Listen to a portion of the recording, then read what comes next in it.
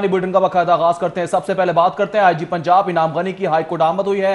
IG Punjab की senior तरीन जज जस्टिस मोहम्मद मुनीर भट्टी से मुलाकात हुई है। मुलाकात में एडिशनल चीफ सेक्रेटरी होम मोमिन अली आगा भी मौजूद। अदालतों की सिक्योरिटी समेत दीगर उमूर पर तबादला ख्याल किया गया। अहम खबर से आपको अपडेट करते चलें। आईजी पंजाब इनाम गनी की हाईकोर्ट आमद हुई है। आईजी पंजाब की सीनियर तरीन जज जस्टिस मोहम्मद मुनीर भट्टी से भी मुलाकात हुई है। मुलाकात के मनाज़िर भी आपके टेलीविजन स्क्रीन पर हैं। अहम मुलाकात हुई है और मुलाकात में एडिशनल चीफ सेक्रेटरी होम मोमिन अली आगा भी मौजूद थे। मुलाकात के बारे में आपको बताएं कि अदालतों की सिक्योरिटी समेत दीगर उमूर पर भी तबादला ख्याल किया गया है। आईजी पंजाब इनाम गनी की हाईकोर्ट आमद हुई है। मजीद तफसीलात जानेंगे मलिक अशरफ से। मलिक अशरफ, मुलाकात का अहवाल बताएगा।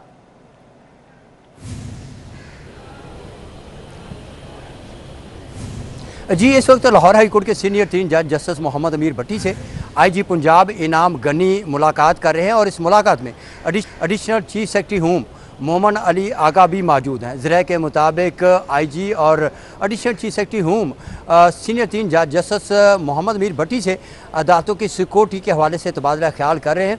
ज़रा का ये भी कहना है कि सीनियर तीन जज जस्टिस मोहम्मद अमीर भट्टी चौके इंसदाद दहशतगर्दी अदालतों के एडमन जज भी हैं। तो इस हवाले से आईजी पंजाब और सीनियर तीन जज जस्टिस मोहम्मद अमीर भट्टी से इंसदाद दहशतगर्दी अदालतों की सिक्योरिटी और वहाँ पर ज़ेर समात मुकदमात के हवाले से भी तबादला ख्याल कर रहे हैं। इस वक्त मुलाकात जारी है और इम्कान ज़ाहिर किया जा रहा है कि यह मुलाकात कुछ देर तक जारी रहेगी। आईजी पंजाब जब यहाँ पे पहुँचे तो हाई कोर्ट के सिक्योरिटी के इंचार्ज डीएसपी मियां अबसार समेत दीगर ने उनका इस्तकबाल किया और आईजी पंजाब जो हैं वो इस वक्त जस्टिस मोहम्मद अमीर भट्टी से मुलाकात कर रहे हैं और इस दौरान डीएसपी हाई कोर्ट मियां अबसार और दीगर पुलिस एहलकार इस वक्त जहाँ पे मुलाकात रही उस कमरा अदालत के बाहर मौजूद है। जी ठीक है, मलिक अशरफ हमें तफसीलात से कर रहे थे। पूरी आपका। और अभी आपको बताएं कि कायमा कमेटी बराए इस्तेहकाक का इजलास हुआ और जिस पर सीसीपी उमर शेख ने कहा कि सच बताऊं तो राना तनवीर के खिलाफ एफआईआर तफसील से नहीं पढ़ सका, जिस पर अरकान कमेटी ने कहा कि आप इतने गैर संजीदा हैं कि एफआईआर भी नहीं पढ़ी। बिल्कुल, सीसीपीओ ने हाथ भी जोड़ लिए और लाहौर उमर शेख ने हाथ जोड़े। ये मनाजिर भी आप देख सकते हैं। कमेटी अरकान ने कहा लगता है आप माफियों की बोरी भर कर लाए हैं। सीसीपीओ साहब आप इतना सीधा क्यों बोलते हैं। कमेटी अरकान की जानिब से सवालातों की बौछार कर दी गई। जनूबी पंजाब से हूं, वस्ती पंजाब में आकर फंस जाता हूं, उमर शेख की जानिब से यह जवाब दिया गया। जबकि सीसीपीओ लाहौर उमर शेख के जवाब पर कमेटी अरकान कहके लगाने लगे हैं। जी हां नाजरीन, आपको बता रहे हैं कि कायमा कमेटी बराए इस्तेहकाक का इजलास हुआ और इस इजलास में उमर शेख की पेशी थी। उमर शेख पेश हुए तो उमर शेख ने कहा कि सच बताऊं तो राना तनवीर के खिलाफ एफआईआर तफसील नहीं पढ़ सका, जिस पर अरकान कमेटी ने यह कहा कि आप इतने गैर संजीदा हैं कि एफआईआर नहीं पढ़ी। जबकि इस मौके पर सीसीपीओ ने यह कहा कि मुझे माफ कर दें। लाहौर उमर शेख ने हाथ भी जोड़े। लगता है आप माफियों की बोरी भरकर साथ लाए हैं। कमेटी अरकान की जानिब से तनकीद का निशाना बनाया गया।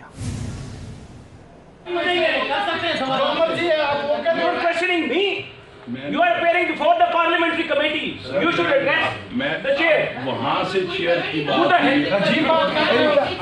जनाब चेयरमैन इनका पूरा रिकॉर्ड वो है, इनकी सर्विस का पूरा रिकॉर्ड वो है। Privilege breach हुआ है. As an MLA, he has breached my privilege. He is questioning me. ये माजरत करता हूँ, सब जो ब्रीच हो गया सबका ब्रीच हुआ है।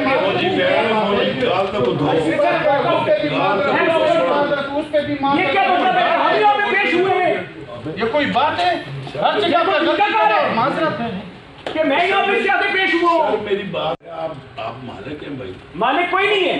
भाई मालिक आपका रवैया है, आपका सोच, आपकी उदार जो आपने उस खातून के बारे में बात की है। सर मेरी बात सुनो। आपकी तो सोच का वहाँ से अंदाजा होता है। मेरी बात, ये बड़ी बात है, ये बड़ी बात है।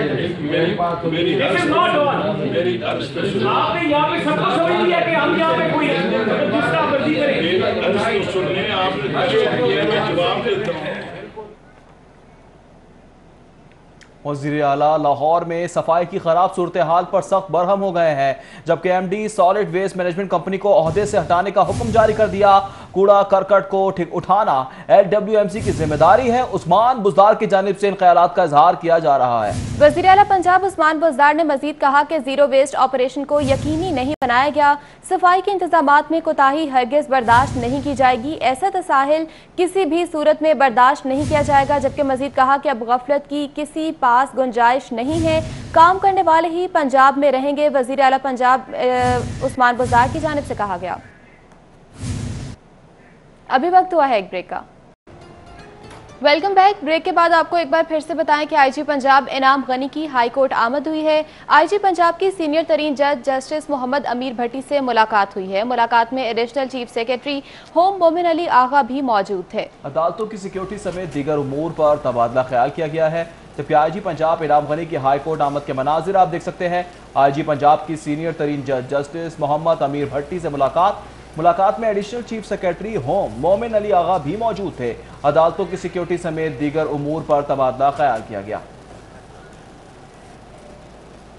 पीटीआई दौरे हुकूमत में 5वां MD लाहौर वेस्ट मैनेजमेंट तब्दील। 2 साला दौरे हुकूमत के दौरान खालिद नजीर वट्टू तैनात हुए। खालिद नजीर वट्टू को तब्दील करके अजमल भट्टी को तैनात कर दिया गया। क्या वजूहात हैं, जाने के दुरे नायाब से। दुरे नायाब बताइएगा। अब कंपनी है वो मुश्किलात का शिकार है और हुकूमत पंजाब की गैर संजीदा रवैये की वजह से बारहा कंपनी के MDs को तब्दील किया जा रहा है। हुकूमत के 2 साल के दौर में PTI का 5वां MD जो कि एडिशनल चार्ज पे थे, इजाफी तौर पर उनको जिम्मेदारियां दी गई थी, उनसे भी वापस ली गई हैं।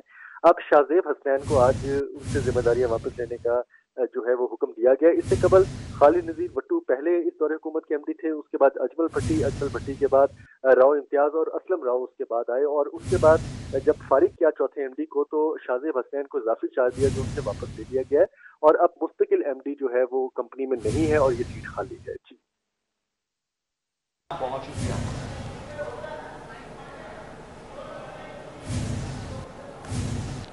गवर्नर पंजाब चौधरी मोहम्मद सरवर से चेयरमैन सेनेट सादिक संजरानी की मुलाकात हुई है। मुलाकात में सियासी और बाहमी दिलचस्पी के उमूर पर तबादला ख्याल किया गया।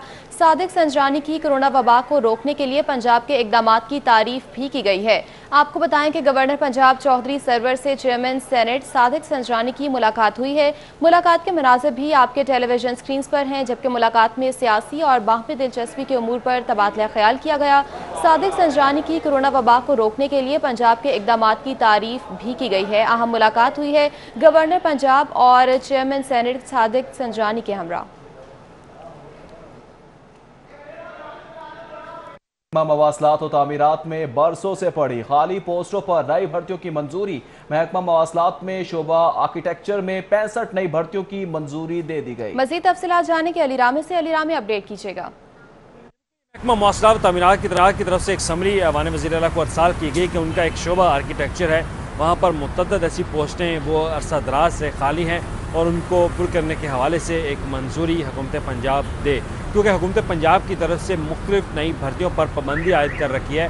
तो उसी की बुनियाद पर यह हुकूमत पंजाब से मुशावरत के बाद उनसे इजाज़त तलब की गई कि फौरी तौर पर महकमा मवासलात और तामीरात के शोबे आर्किटेक्चर में मज़ीद 65 नई असामियाँ जो हैं वो उन पर भर्ती करने की मंजूरी दी जाए। और इसमें स्टेनोग्राफर भी हैं, जूनियर क्लर्क भी हैं और कंप्यूटर टेक्नीशियन जो हैं वो भी इसमें शामिल होंगे, जबकि नायब कासद और ड्राफ्टमैन्स का अमला वो भी शामिल होगा। 65 ये असामियाँ जो कि ऑलरेडी महकमा खजाना पंजाब से अप्रूव्ड हैं और बजट में अप्रूव्ड हैं, लेकिन इस पर ये सदरात से खाली पोस्टें थी तो हुकूमत पंजाब की तरफ से मंजूरी ना देने के बायस ये खाली पड़ी। तो उससे ना सिर्फ आर्किटेक्चर का डिपार्टमेंट जो है वो बदहाली का शिकार था, बल्कि वहाँ पर मुख्तलिफ ऐसे मनसूबे जो अरब रुपए के उन्होंने डिज़ाइन करने होते हैं वो भी काम रुका हुआ था। तो इस पर अब हुकूमत पंजाब की तरफ से इसकी मंजूरी दी गई है और 65 नई भर्तियों के हवाले से भी महकमा मवासलात और तामीरात को कहा गया है कि फौरी तौर पर भर्तियों का अमल शुरू करे, ताकि ये 65 भर्ती करने के साथ ही जो आर्किटेक्चर डिपार्टमेंट का HR सिस्टम उसको मजीद। ठीक है, अली रामे हमें तफसीलात से आकर रहे थे, आपका बहुत शुक्रिया। अभी आपको बताएं कि दूसरे मरहले में मुल्क भर के मिडिल स्कूल भी SOPs के मुताबिक खोल दिए गए हैं। 6 माह से बंद स्कूल खुलने से लाखों बच्चों का तालीमी सिलसिला एक बार फिर से शुरू हो गया। मुल्क भर के कॉलेज, यूनिवर्सिटी और हाई स्कूल खुलने के बाद मिडिल स्कूलों में भी तालीमी सरगर्मियां शुरू हो गईं। स्कूल खुलने पर जहां वालिदैन ने इत्मीनान का इजहार किया है, वहीं तलबा भी पहले दिन स्कूल आने पर खुश दिखाई दिए। तलबा का कहना है कि तालीमी इदारे खुलने से वो अपने इम्तिहानात की तैयारी कर सकेंगे। मुझे बहुत अच्छा लग लग रहा है। हम लोग कब से बोर हो रहे थे घर में कि स्कूल खुल जाएं ताकि हम अपने फ्रेंड्स से मिल सकें, स्टडीज़ पूरी कर सकें। असातिज़ा का कहना है कि तालीमी अदारों की बंदिश से तलबा भी घरों में बोरियत महसूस कर रहे थे। हुकूमत की जानब से मिडिल क्लासेस का आगाज़ मुस्बत फैसला है। बच्चे बहुत खुश हैं, even we teachers are very excited. We all were tired of same routine of doing nothing, so this is a good start. School education department के मुताबिक कोरोना सूरत हाल को देखते हुए प्राइमरी स्कूलों को 30 सितंबर से खोलने की इजाज़त वफाकी हुकूमत से मशावरत के बाद दी जाएगी, जिस पर निजी स्कूल मालकान ने तशवीश का इजहार करते हुए मुतालबा किया है कि हुकूमत प्राइमरी स्कूलों को भी बिला रोक टोक खोलने की इजाज़त दे। छोटे बच्चों का भी दिल करता है कि वो आएँ और उनको इस वक्त बहुत ज़रूरत है कि वो अपने तालीमी सरगर्मियाँ स्टार्ट करें, तो इनको ज़रूर खोल देना चाहिए। मेरी ये इनसे गवर्नमेंट से रिक्वेस्ट है कि ये स्कूल खोलें अब। तालीमी सरगर्मियाँ बहाल होने पर जहाँ तलबा और तालबात खुश हैं, वहीं वालिदैन ने भी सुख का सांस लिया है। ताहम इंतज़ामिया की जिम्मेदारी है कि वो SOPs का खास ख्याल रखते हुए बच्चों के लिए हिफाजती इक़दाम को यकीनी बनाएं। कैमरामैन खालिद महमूद के साथ जुनैद रियाज, सिटी 42। वज़ीर तालीम मुराद रास ने लाहौर के मुख्तलिफ इलाकों का हंगामी दौरा किया। वज़ीर तालीम ने SOPs पर अमल दरामद का तफसीली तौर पर जायजा भी लिया। SOPs पर अमल दरामद न करने पर स्कूल्स को वार्निंग दी गई है, जबकि मुराद रास ने मजीद कहा कि SOPs को मद्देनजर रखते हुए स्कूल खोलना लाजमी है। वज़ीर तालीम मुराद रास ने लाहौर के मुख्तलिफ इलाकों का हंगामी दौरा किया है। वज़ीर तालीम ने SOPs पर अमल दरामद का तफसीली जायजा लिया, जबकि इस मौके पर वज़ीर तालीम मुराद रास ने कहा कि SOPs पर अमल दरामद न करने पर स्कूल्स को वार्निंग दी गई है। SOPs को मद्देनजर रखते हुए स्कूल खोलना लाजमी है। वज़ीर तालीम कहते हैं कि SOPs को मद्देनजर रखते हुए स्कूल खोलना लाजमी है। मजीद ये भी कहते हैं कि SOPs पर अमल दरामद न करने पर स्कूल्स को वार्निंग दे दी गई है। जबकि वज़ीर तालीम मुराद रास का लाहौर के मुख्तलिफ इलाकों का दौरा किया गया। वज़ीर तालीम ने SOPs पर अमल दरामद का तफसीली तौर पर जायजा लिया। लाहौर से कराची जाने वाली मालगाड़ी को हादसा पेश आया है। दुनियापुर रेलवे स्टेशन पर ट्रेन की 2 बोगियां पटरी से उतर गई हैं। डीरेलमेंट के बायस डाउन लाइन पर ट्रैफिक भी मुतासिर हुई है। ट्रेनों को खानेवाल मुल्तान लाइन से कराची भिजवाने की हिदायत कर दी गई है। रिलीफ टीमें जाए हादसा पर रवाना कर दी गई हैं। रेलवे हुकाम की जानिब से ऐसा बताया जा रहा है। लाहौर से कराची जाने वाली मालगाड़ी को हादसा। दुनियापुर रेलवे स्टेशन पर ट्रेन की 2 बोगियां पटरी से उतर गई हैं। डीरेलमेंट के बायस डाउन लाइन पर ट्रैफिक भी मुतासिर हुआ है। खबरें और भी हैं, शामिल करेंगे ब्रेक के बाद। हमारे साथ रहिए। एडवर्ड मेडिकल यूनिवर्सिटी के शोबा सर्जरी और primary and secondary health care के ताउन से ब्रेस्ट कैंसर स्क्रीनिंग वर्कशॉप का इनेकाद किया गया। वर्कशॉप का मकसद पंजाब भर के डॉक्टर्स को ब्रेस्ट स्क्रीनिंग और तशखीस बारे तरबियत देना थी। वर्कशॉप के मेहमान खुसूसी secretary primary and secondary health care Punjab captain retired Mohammad Usman थे। Vice chancellor King Edward medical university professor Khalid Masood Gondal, CEO Mayo अस्पताल professor Asad Aslam Khan, professor Ayesha Shaukat, professor Syed Asghar Naqi, MS Mayo अस्पताल डॉक्टर ताहिर खलील और दीगर मौजूद थे। वर्कशॉप में डिस्ट्रिक्ट ननकाना और लाहौर के DHQ अस्पतालों के डॉक्टर्स ने तरबियत हासिल की। प्रोफेसर असद असलम का कहना था कि म्यू अस्पताल में तशखीस से इलाज तक तमाम सहूलियात मुफ्त मुयसर हैं। डॉक्टर ताहिर खलील ने कहा कि म्यू अस्पताल में 2014 से कायम ब्रेस्ट कैंसर क्लिनिक में अब तक 4643 मरीजों का इलाज किया जा चुका है। प्रोफेसर खालिद मसूद गोंदल ने बताया कि पाकिस्तान में हर 9वीं औरत ब्रेस्ट कैंसर का शिकार है। म्यू अस्पताल में 79% खवातीन एडवांस स्टेज पर आईं। ब्रेस्ट कैंसर से मुताल्लिक खवातीन की आगाही के लिए स्कूल और कॉलेजेस में कैंपेन चलाई जानी चाहिए। सेक्रेटरी प्राइमरी और secondary health care captain retired Mohammad Usman का इस मौके पर कहना था कि वर्कशॉप का मकसद आगाही के साथ साथ बर वक्त तशखीस और इलाज है। खवातीन में मरज के बढ़ने की वजह आगाही ना होना है।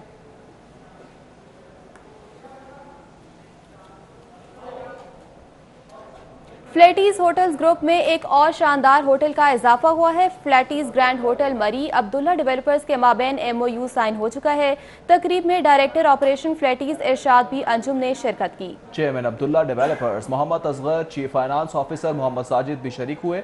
Director sales marketing Rizwan Butt, director HR miss Sadia की शिरकत। इरशाद भी अंजुम और मोहम्मद असगर ने MOU पर दस्तखत किए। फ्लैटीज होटल में फ्रेंचाइज एग्रीमेंट तकरीब का इनेकाद किया गया। मरी में इश्तराक से 4 स्टार होटल की तामीर की जाएगी। फ्लैटीज होटल पहला 5 स्टार होटल है। डायरेक्टर ऑपरेशंस इरशाद भी अंजुम की जानिब से इन ख्यालात का इजहार किया गया। हाजिर होंगे इस ब्रेक के बाद। हमारे साथ रहिए। खातून से ज्यादती और रकम लेने वाले जाली पीर की जमानत पर समाअत हुई। मुल्ज़िम हीर लाल खान की दरख्वास्त से जमानत खारिज कर दी गई। खवातीन से ज्यादती के मुल्ज़मान किसी रायत के मुस्तहिक नहीं है, अदालत की जानिब से रिमार्क्स दिए गए। जस्टिस मलिक शहजाद अहमद खान ने केस की समाअत की। मुद्दई मुकदमे की जानिब से राजा अब्दुल रहमान एडवोकेट पेश हुए। ज्यादती का बेबुनियाद मुकदमा दर्ज किया गया। वकील सफाई की जानिब से यह मौक़िफ़ इख्तियार किया गया। महकमा तालीम की बेहिसी उरूज पर पहुंच चुकी है। 72 साल से जायद बुजुर्ग असातिज़ा अपनी पेंशन से महरूम है। इस हवाले से मजीद बात करेंगे अफीफा नसरुल्लाह से। अफीफा, बताइएगा ये मामला है क्या? हुकूमत और महकमा तालीम की अदम तवज्जुही के बायस 72 साल से जायद उम्र के जितने भी बुजुर्ग अफराद हैं वो डबल पेंशन के मुंतज़िर हैं। इस वक्त मैं मोहम्मद यूनुस साहब के साथ मौजूद हूँ जिनकी उम्र 77 साल है और वो अरसा दराज से पेंशन के डबल होने के मुंतज़िर हैं। बारहा एजुकेशन अथॉरिटी के दफ्तर के चक्कर लगाते रहे हैं लेकिन अभी तक इनको किसी ने इनका हक़ नहीं दिया जो कि डबल पेंशन है। मोहम्मद यूनुस साहब, आपने 1966 से लेकर 2004 तक आपने सर्विस की। क्या हुकूमत की तरफ से क्या कहा जा रहा है और किस जगह आप पढ़ाते रहे? मैं जी पूरी सर्विस में 3 स्कूल में गया हूँ। पहला स्कूल कूचा घिया मेरी अपॉइंटमेंट हुई है। दूसरा स्कूल मुस्तफ़ाबाद धर्मपुरे में मैंने 15 साल गुजारे हैं। फिर मेरी ट्रांसफ़र हो गई बकर मंडी मैंने 20 साल पढ़ाया है। तो वहाँ से मैं रिटायर हुआ हूँ और उस वक्त से अब हर महीने जाना पड़ता है। फार्म पहुँचाओ या ख़ुद जाओ। फार्म लेके जाओ तो ठीक है, फार्म जाओ किसी दोस्त के साथ भेज दो, या ख़ुद जाओ तो जहाँ के वहाँ जाके दिखाओ। क्या उनको यकीन नहीं है आपकी मौजूदगी का? बस जी वो फार्म अटेस्टेड भी कराना पड़ता है। वो क्यों करवाते हैं? वो इसलिए कि मतलब ये कि तस्दीक हो जाए, वो जो आदमी अटेस्टेड करता है वो जिम्मेदार हो जाए कि भी वाकई ये आदमी ज़िंदा है। यानी कि आपको अपने ज़िंदा होने का। अफीफा, बहुत शुक्रिया तफसीलात से आकर करने के लिए। सदर मुस्लिम लीग नून मियां शहबाज शरीफ की सालगिरह के हवाले से NA 133 टाउनशिप में तकरीब का एहतमाम किया गया। तकरीब का अहवाल जान लेते हैं उमर असलम से। जी उमर। जी, आज सदर मुस्लिम लीग नून मियां मोहम्मद शहबाज शरीफ की सालगिरह के हवाले से शहर भर में मुस्लिम लीग नून के दफातर में तकारीब का एहतमाम किया जा रहा है। इस वक्त मैं मौजूद हूँ NA 133 मोहम्मद परवेज़ मलिक के दफ्तर में, जहाँ पर उन्होंने सालगिरह का केक काटा। इस मौके पर ख्वाजा इमरान नज़ीर, रमज़ान सदीक भट्टी, मियाँ मोहम्मद सलीम समेत दीगर लीगी रहनुमा मौजूद थे। मलिक साहब, शहर भर में जो है वो सालगिरह के हवाले से शहबाज शरीफ की तकरीब मुनक्किद की जा रही है। शहर नहीं, पूरे पंजाब में और पाकिस्तान में हो रही है और लोगों ने वहाँ से ख़ास तौर पर कराची से मैं बड़े आए हैं मैसेजेस और उन्होंने लोगों ने बड़ा सराहा जब ये गए थे। अब आज बड़ी खुशी का दिन हमारे लिए होना चाहिए था कि जी 69 ईयर ऑफ एज और माशाल्लाह उसमें मैं कहता हूँ 68 ईयर्स तो उन्होंने काम करते में गुजार दिए। पूरा रेस्ट जो है शायद एक 10 महीने के उन्होंने लगे। वो एक बड़ा मजबूत आदमी है, आपके सामने लायक आदमी है, कानूनदान आदमी है और उसने इस मुल्क को एक बहुत बड़े भंवर से निकाला। 5 साल आज आप पूछना किसी को जो कहीं आप किसी और शहर से जब आते हैं तो वो देखते हैं कि हैरान हो जाते हैं। तो ये जेन्युइन काम था और आपको नज़र आता था कि वो वाकई उन्होंने ये काम किए, कोई बनावट नहीं है। उनके साथ ये जुल्म करना और फिर उनके जो केसेस को इतना लमका देना एक 1.5 साल में, ऐसे भी केस आपके सामने हैं जो कि 1.5 साल में कुछ वो उसको प्रोसिक्यूट ही नहीं कर सके और ड्रॉप करना पड़ गया। तो ये ऐसा सिलेक्टिव जो मैं समझता हूँ सलूक है कि यकीनी तौर पे हमारे लिए तो इतनी खुशी की बात नहीं है, पर उनकी सालगिरह की मुबारक में बिल्कुल बच्चियाँ खोल गए। ख्वाजा साहब क्या कहेंगे, मुख्तलिफ जगहों पर जा रहे हैं, केक भी काट रहे हैं आप लोग। देखिए उमर भाई, में कमी के लिए दुआ जैसे अभी मलिक परवेज़ साहब ने बात की कि शहबाज शरीफ साहब अल्हम्दुलिल्लाह इस मुल्क का सरमाया है, वो 1 मैन आर्मी है और डेवलपमेंट के बादशाह हैं, जिसने इस मुल्क को सजाया संवारा।